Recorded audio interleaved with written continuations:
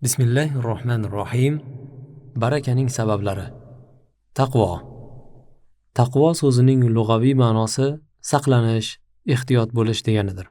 Shar'iy istilohda esa taqvo turli malomat va azob-uqubatlardan saqlanish uchun ularning sabablaridan uzoqda bo'lish, Allohning amrlarini ado etishdir.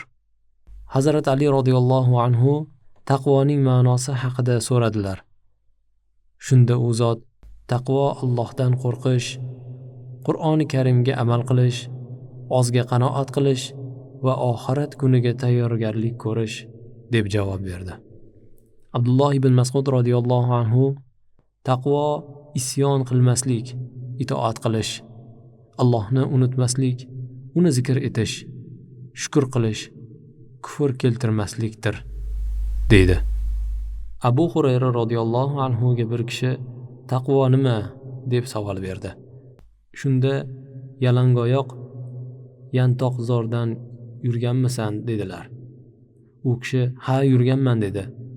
Abu Hurayra radhiyallohu anhu taqvo yantoqzorda yalang oyog'ingni tikondan saqlab yurganingdek gunoh va xatolardan saqlanishingdir dedi. Alloh taolo marhamat qiladi.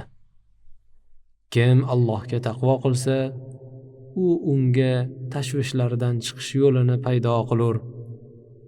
Yana u o'zi o'ylamagan joydan rizqlantirur. Kim Allohga tavakkal qilsa, bas Allohning o'zi unga kifoya qilar.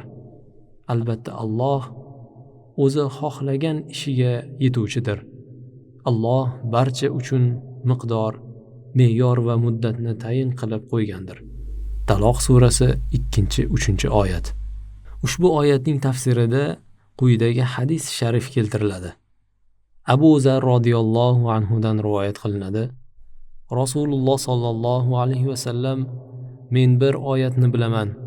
Agar u oyatni insonlar o'zlariga olsalar, ularga kifoya qiladi.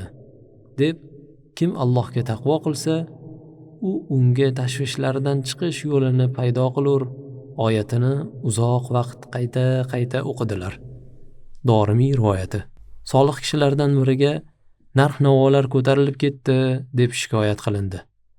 Shunda u zot taqvo bilan uni tushiringlar dedi.